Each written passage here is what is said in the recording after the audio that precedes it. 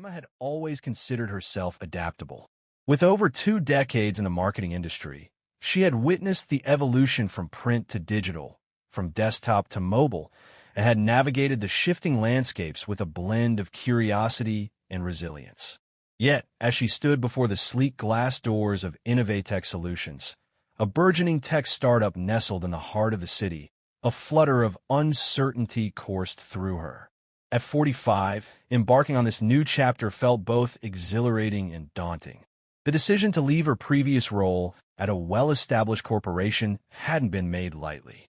The company had provided stability, a clear hierarchy, and a familiar rhythm. However, Emma had begun to feel stifled, her creativity boxed in by rigid protocols and an aversion to risk. When she stumbled upon the opportunity at Innovatech, a company renowned for its disruptive approach and dynamic culture, she saw a chance to reignite her passion. As she entered the office, the contrast was immediate.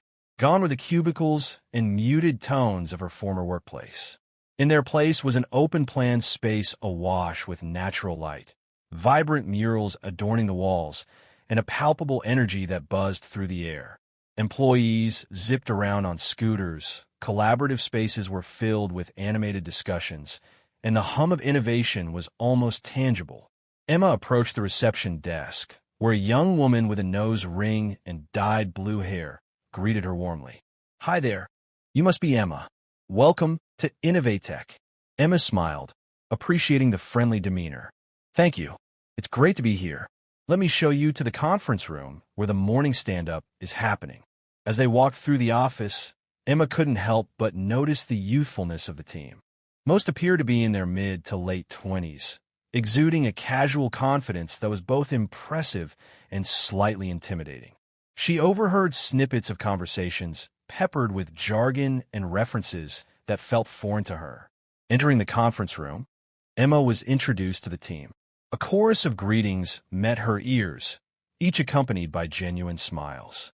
Despite the warm welcome, she couldn't shake the feeling of being an outsider. The morning stand-up was a whirlwind. Team members provided rapid-fire updates on their projects, discussing agile sprints, KPIs, and leveraging synergies. Emma jotted down notes furiously, determined to familiarize herself with the terminology and keep pace. After the meeting, her direct supervisor, Jake, a charismatic 30-year-old with an impressive track record, approached her. "Emma, we're thrilled to have you on board. Your experience is going to be invaluable as we scale our marketing efforts. Let's grab lunch today and discuss how we can integrate your strategies with our current initiatives." "I'd love that, Jake. Looking forward to it."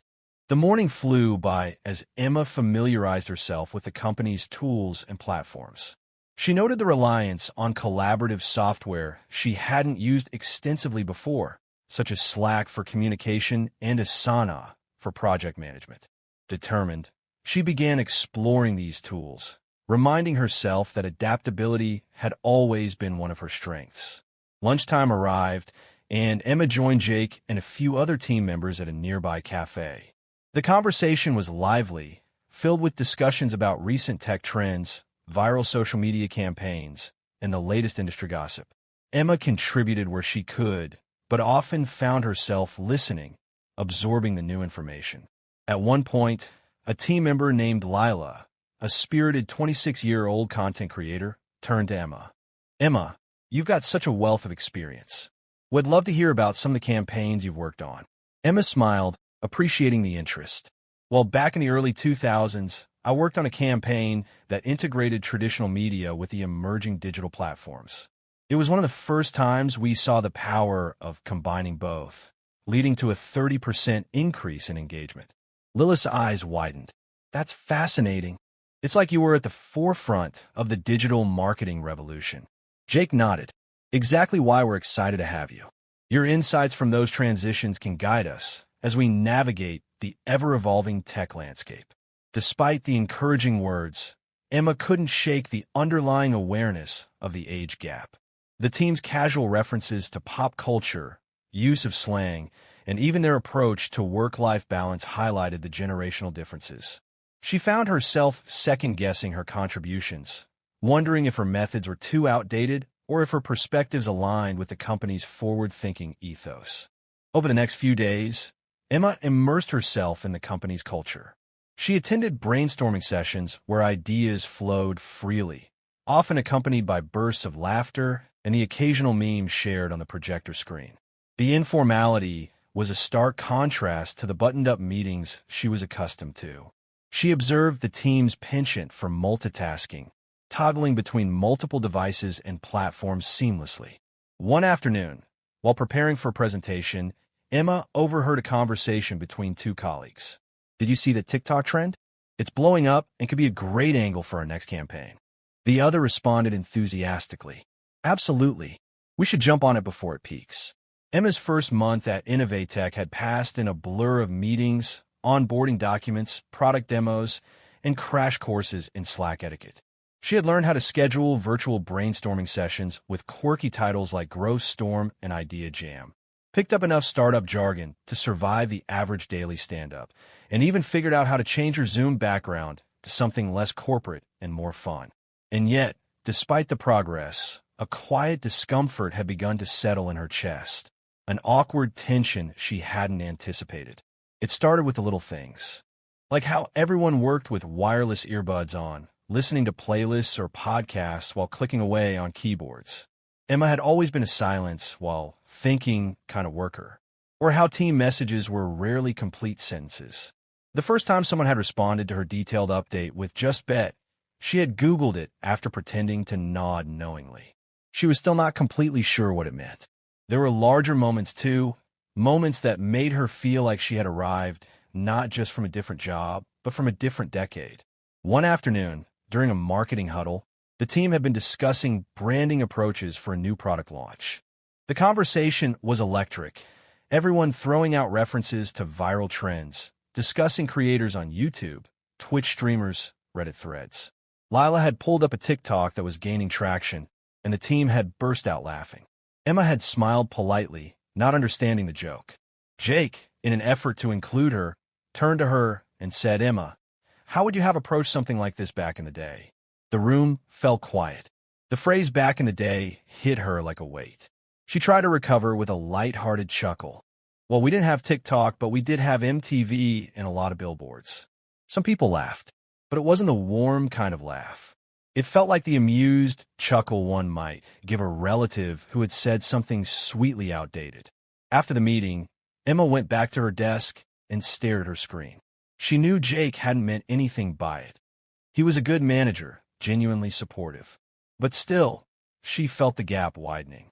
There's a rhythm here, a shorthand, a shared understanding that she simply didn't possess. Not yet, anyway. That evening, she went home feeling heavy. Her apartment, quiet and tastefully decorated, offered no comfort. She curled up on the couch with a glass of wine and replayed the day in her head, wondering if she was trying too hard or not hard enough. She opened her laptop and began scrolling through the team's Slack channels, trying to decode the banter. Memes about tech culture, references to shows she'd never watched, gifs she didn't recognize. Every so often, someone would tag her to ask for input on a campaign or to schedule a check-in, but the casual chatter, the stuff that built bonds, felt like a different language. In one channel, someone had posted, "When Emma drops that insight that makes you realize traditional media still slaps," followed by a meme of a guy having his mind blown.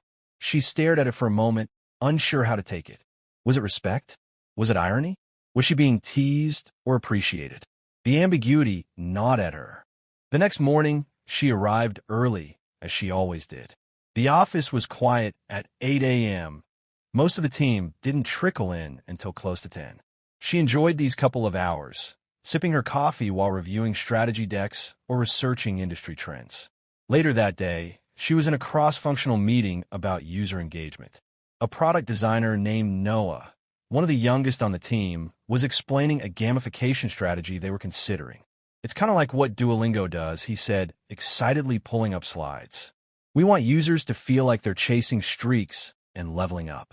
Emma had been thinking deeply about the company's brand voice and how this strategy might affect long-term loyalty. She raised a question. "I like the energy here, but is there a risk of short-term novelty wearing off?" How do we keep users engaged when the streak ends? Sometimes chasing a streak leads to burnout. Noah paused. That's a fair point. We haven't thought about that long-term drop-off yet. Jake nodded in agreement. That's a great perspective, Emma. Let's explore that angle more. It was a small win, but it still felt like a struggle. After the meeting, Noah swung by her desk. Thanks for that question earlier, he said, sincerely. I sometimes get tunnel vision when I'm deep into features. It helps to have someone who's been around longer, like seen more cycles. She appreciated the sentiment, though the phrasing, someone who's been around longer, landed awkwardly. Later in the week, the marketing team held a casual happy hour at a rooftop bar downtown. Emma debated going.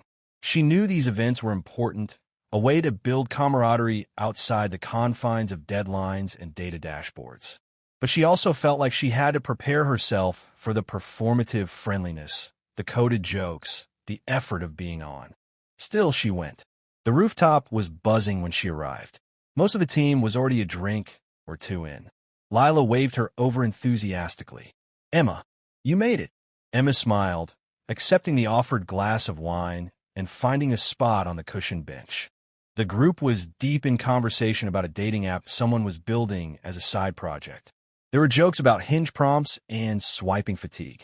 Emma listened, occasionally nodding, but felt invisible in a way that was new to her. Then came a moment that really stung. One of the developers, Ravi, half laughed and said, "Okay, wait, Emma, what did dating even look like before apps? Like, did people just meet in bars?" There was no malice in his voice, just genuine curiosity. Emma forced a smile. "We managed to find each other, believe it or not. Some of us even used landlines." Laughter again. Not cruel, but distancing. The conversation moved on, but she stayed quiet for a while, sipping her drink and looking out at the skyline. For the first time since joining Innovatech, she seriously questioned if she belonged here. Not just in the company, but in the culture. Had she made a mistake chasing this fresh start? Was she just out of place in a space built for people younger, faster, more in tune with the zeitgeist? She told herself she just needed more time, that she was still adjusting. But that night, when she got home, she didn't feel hopeful. She felt tired. She sat at her kitchen table, scrolling through her calendar. Her meetings for the week were booked solid. Strategy sessions, campaign reviews, analytics deep dives. She was contributing, she knew that, but it still felt like swimming upstream. She opened her notes from the week. There, in the margins of one document, she had scribbled, "What do I bring that they don't? What is my value here?" The words stared back at her like a dare. She closed the laptop and sat quietly for a moment. Somewhere deep inside, a small voice rose. She didn't have to become someone else to fit in. Maybe, just maybe, there was strength in being different, in seeing things from another angle, in not having been raised on the internet. But she wasn't there yet. For now, she just needed to keep showing up, to keep asking questions, even when they felt out of step, to keep listening, even when she didn't understand everything, to keep being Emma, even if she was still figuring out what that meant in this new world. And so she did. She went to bed that night, still feeling like the oldest person in the room, but also maybe the only one who could see the room from a different vantage point. And that, she told herself as she drifted to sleep, had to mean something. Emma arrived at work on Monday morning with her usual ritual, a warm coffee in hand, a neatly organized to-do list tucked inside her leather-bound notebook, and a quiet hope that maybe this week she'd feel a little more in sync with everyone around her. But something was already different. As she stepped into the open office space, she noticed a tension in the air. People were speaking in lower tones, glancing at their screens, gathered in tight huddles. Slack notifications were popping up rapidly, and the familiar buzz of casual conversation was replaced with a focused urgency. Jake, her manager, caught her eye from across the room and gestured for her to come over. He was standing near the corner conference room, glass walls revealing a few others already seated, deep in discussion. "Morning, Emma. I'm glad you're in early," he said, holding the door open as she walked in. "We got something big. High priority." Emma took a seat and nodded. "Tell me what's going on." Jake wasted no time. "So, we've been approached by an enterprise client, Stonebridge Financial. Huge. Fortune 500. They're looking for a digital campaign to relaunch, one of their investment platforms. They've been burned by flashy agencies in the past, and they want something that's polished, professional, but still innovative. We're competing against 3 other firms. They want to see proposals in 10 days. Emma blinked. Stonebridge. She knew the name well. It was a legacy institution in the financial world. Conservative, traditional, cautious. The kind of company that still valued personal relationships, quarterly reports, and formal communication. The type of client she'd worked with a dozen times before in her previous life. "I've worked with them before," she said slowly. "Well, not them directly, but companies exactly like them. They'll need to feel reassured, confident. They're not chasing trends. They're trying to build trust." Jake raised his eyebrows. "Exactly. That's why I want you to lead the pitch." Emma looked around the room. Several younger colleagues were present. Lila from content, Noah from product design, Ravi from development. All eyes were now on her. Some seemed surprised, others curious. "I know this isn't our usual startup crowd," Jake continued, "but this could open us up to a whole new market. And I think your background is perfect for this." Emma nodded, heart already racing. For the first time in weeks, she didn't feel like she was catching up. She felt like she might actually be ahead. The rest of the day passed in a blur of planning. Emma took the lead with a calm efficiency she hadn't tapped into in months. She began by setting up a structured framework for the pitch. Objectives, target personas, messaging pillars, proposed channels, metrics for success. She drafted the meeting agendas, clearly defined deliverables, and assigned roles, balancing her team's strengths with the demands of the client. That night, she stayed late, alone in the office after most of the team had gone home or moved to work from cafes. The space was quiet, and the city lights blinked beyond the windows. She pulled up Stonebridge's last few investor reports, studied their rebranding efforts from 3 years ago, and made notes about gaps she could already see. She felt a deep, familiar satisfaction, something she hadn't felt in months. She wasn't trying to fit in anymore. She was just doing what she did best. By midweek, the team was in full execution mode. Emma guided them through mock presentations, offering feedback that was precise but encouraging. "Noah, your design is beautiful, but this slide might overwhelm a more traditional stakeholder. Let's give the eyes somewhere to land." "Lila, the messaging's strong, but remember, this audience doesn't care about going viral. They care about ROI and brand integrity. Let's speak their language." Each comment landed with more and more respect. What started as occasional glances of uncertainty from her teammates gradually turned into nods of trust. She wasn't just contributing anymore, she was steering. By Thursday, she noticed something else too. People started coming to her for input before she offered it. Noah asked her to review his deck revisions. Ravi wanted her perspective on how to explain their back-end data integration to a non-technical client. Even Lila, who had been hesitant at first, stayed late one evening to brainstorm with her. During one of these late nights, Lila looked up from her screen and said, I didn't really get what you brought to the team at first. No offense, I just didn't see it. But you've got this calm that makes everything feel manageable. Like when you talk, I stop panicking." Emma smiled, genuinely touched. "I've had a few years of practice," she said with a wink. When the day of the pitch finally came, Emma was ready. She wore a simple navy blazer, not too formal, but a nod to the old-school professionalism she knew the client would appreciate. She had coached the team on how to manage the flow of the meeting, how to present with clarity and restraint, how to field questions without overpromising.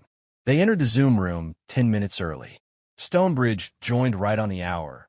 3 people in suits, with polite expressions and careful words. Emma opened with a short, confident introduction. She didn't try to sound trendy. She didn't use any startup slang or digital native buzzwords. She spoke clearly, articulately, with a tone that conveyed competence and calm authority. She framed their pitch around trust, transparency, and tangible value, anchoring every creative element in metrics that Stonebridge would care about. When the meeting ended, the client thanked them and said they'd be in touch soon. Emma closed her laptop and looked around at her team. They were smiling. "You crushed that," Jake said. "Seriously." Emma exhaled slowly. "I think we made the right impression." The next morning, the message came in. Innovatech had won a contract. The office erupted into celebration. Jake brought in coffee and pastries. People congratulated each other, high-fived, laughed. But the one name on everyone's lips was Emma. She walked through the room, hearing snippets. Emma's strategy nailed it. She just knew how to talk to them. I learned so much from watching her. Later that day, Jake pulled her aside. I don't think we would have landed this without you, he said. Honestly, your experience made all the difference. And I think the whole team saw that. Emma nodded, feeling a quiet pride settle over her. It wasn't just about the client.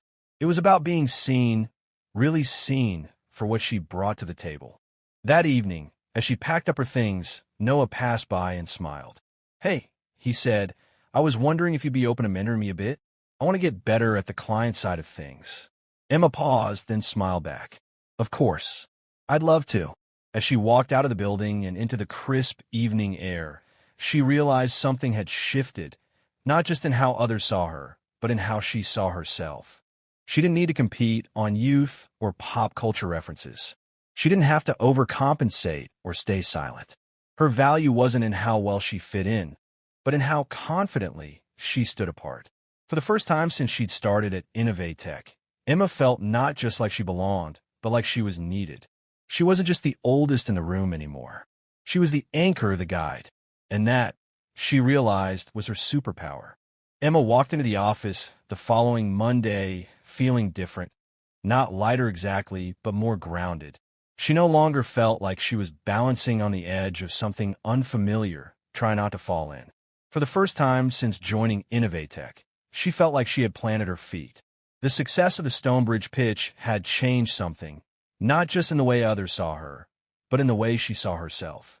Her morning started with a quiet nod from Ravi, followed by Lila handing her a coffee and saying, "Figured you'd want a medium roast today. You converted me. Light roast is just tea in disguise."